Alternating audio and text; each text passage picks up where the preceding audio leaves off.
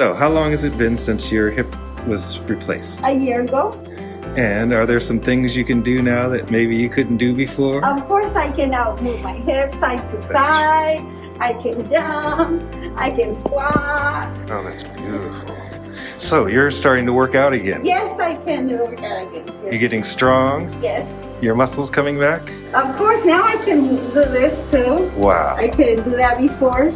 So, when you were young, they told you were too young to have your hip fixed. To have my hip surgery. And then I needed to wait until I was like 60 years old because I was going to need a replacement within 10 years. So, what do you have to tell anybody that hears that story and they've got a bad hip? Don't believe in. Do the hip surgery as soon as possible because remember the quality of life that you're having, that's what matters. And you want to make sure that you live the best time of your life now.